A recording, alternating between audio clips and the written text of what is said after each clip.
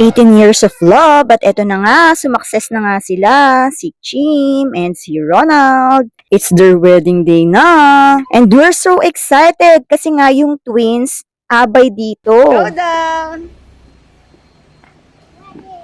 At dito nga ginanap ang wedding sa Heart of Jesus and Mary Parish. Ring security nga ang ganap ng twins na ito. Ang ganda din ng church, air-conditioned din inside. Maaga nga kami nakarating ng venue, kaya for the wait, ang mga person. At syempre ang mommy excited, kasi nga first time nilang aabay. At ito na nga ang groom together with his ring bearers. At nandito na nga ang lahat, waiting for the wedding to start. Sobrang nakakatuwa talaga mag-attend ng ganitong wedding, lalo syempre sa pinsan ko yan at close namin yan. At ayan na nga, nag-start na nga sila maglakad. Ito na nga ang groom together with his parents. Ang mga ninong at ninang, ito na nga sila, naggagandahan.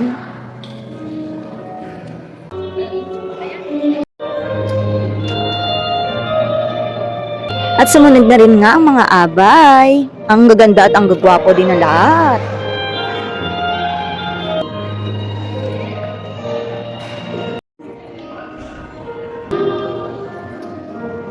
At eto na nga ang mga ring security. Ang gagwapo din. And for sure, si Ninong Omi na matagal na ding namatay is sobrang saya din para sa kanilang dalawa. Kasi nga at last nabasbasan na rin ang kanilang pagsasama. At eto na nga ang aking pinsan.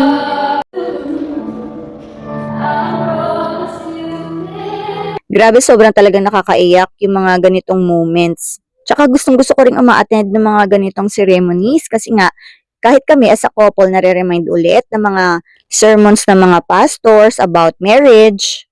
Kasi nga kapag nag-asawa ka talaga, hindi naman talaga biro. And yung marriage is talagang wina-workout yan. Siyempre, kailangan talaga natin si Lord sa ating married life.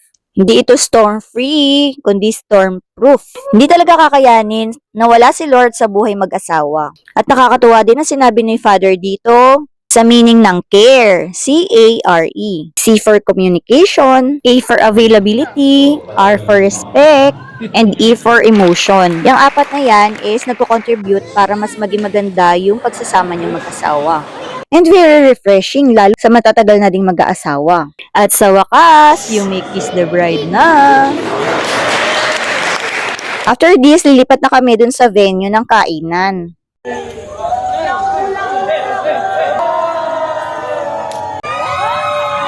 Itong araw na to talaga wala ko halos schedules. Kasi umaga pa lang din, nagpe-prepare na kami para wala ding makalimutan na kailangang dalhin. Malapit lang naman yung church saka yung venue ng kainan. Dito naman sa The Circle Events Place sa Timog Avenue, yung dinner and other program. Actually, nauna ulit kami dito. And meron namang mga merienda na pwede mo kainin and inumin while waiting for the program to start again. Hindi pa kami pwedeng pumasok dun sa pinaka-room, sa gala hall. At dahil busy akong kumain, hindi ko na nga nasama sa video yung mga pagkain. O, diba?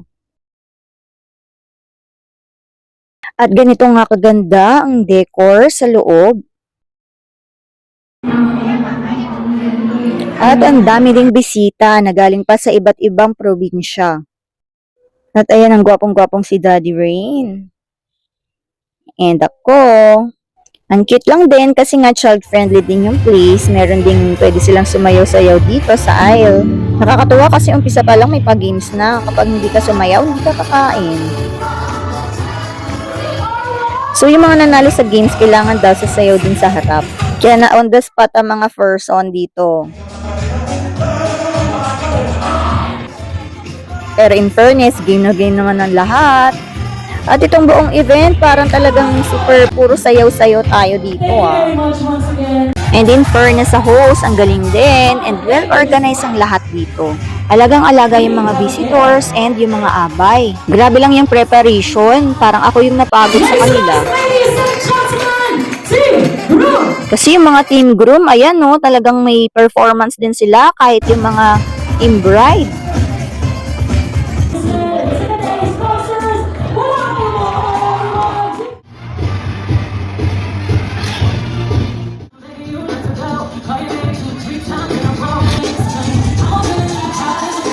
It's my honor to introduce to you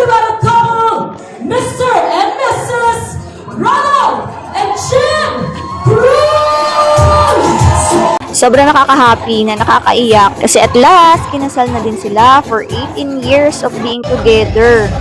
Alam mo yun, ang daming ups and downs pero hindi sila gumive up sa isa't isa. Talagang nakaka-happy yung story nila. And to highlight lang yung Seri Osmeña Senior High School, doon din ako nag-high school. So, doon din sila nagkakilala. Kaya very memorable talaga yung pagsasama nilang dalawa. And sa prayer naman, si Habi naman ang naatasan. And this time, he was able to take the opportunity to share the good news about the gospel. Wonderful union sa inyo. Another good news, siyempre, not just about this wonderful marriage na nasaksiyan natin, but maybe this is the greatest good news that you'll ever hear. Before we can appreciate the good news, di ba, we need to know that there's a bad news. And the Bible says in Romans 6:23, for the wages of sin is death, but the gift of God is eternal life in Christ Jesus our Lord. So, it just means that all of us have fallen short, all of us are sinners, but praise God, no? Thank God, because there's a good news. God loves us so much that He gave His Son sa atin to pay the penalty for our sins through His sacrifice on the cross. So, di ba later on, magbibigay naman tayo ng gift natin sa nilunod natin. So, same as with the free gift that God offers us, it will be ours if we will receive it. So, ganun din sa kanila, ma-receive nila yung mga gift natin pag i-receive natin. Let's take this moment to pray. Heavenly Father, we thank you for this beautiful day and for bringing us all together to celebrate the love of Ronald and Kim. Lord, we acknowledge that all of us are sinners, but thank you for the gift of forgiveness and eternal life through Jesus Christ our Lord. We accept you as our Lord and Savior. And Lord, we bless this newlywed couple. May their love be anchored in you, their faith strengthened, and their home filled with peace, laughter, and grace. Bless also the celebration, sanctify the food, O Lord, the host and every heart in this room. May your presence bring joy and unity as we continue this night. We give you all the glory in Jesus' mighty name we pray. Amen. High school moment. I promised to her that I will be here for her, ups and downs, and I promise to Romy, no matter kung nasaan ka man, yes, we did. Your daughter is already graduated, you have a word, many of us happy now, and now Kim's time to be happy as well. Super thank you celebrating this today with us. I will be here, don't you cry. Mommy Nilda. So, dito talaga sa sayaw ng mag-ina is naiyak talaga ako kasi nga yung music. Tsaka yung pag-alala dun na, and kahit namatay na yung tito ninong ko is, si Ronald is nandyan pa rin kay Kim at sa family niya until now.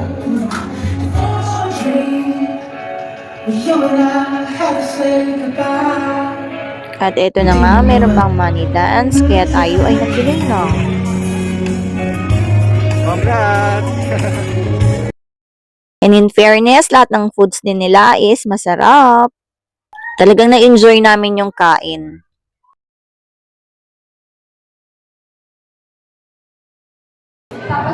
Cheers sa masayang wedding!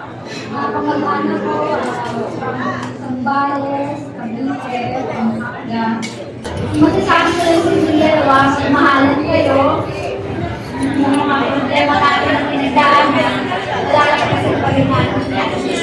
Sama-sama tayo. Gusto nyo ha? Nasaan ko yan?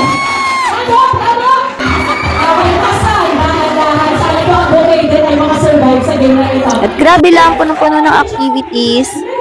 Talagang tinapos namin hanggang huli after kumain ng dinner. Talagang ang dami pa rin mga games. At hindi ka talaga maboboard dun sa event.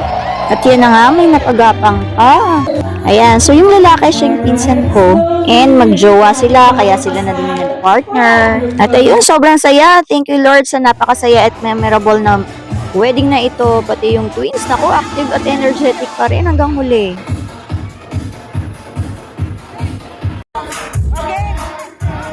Ayun lang, thank you for watching!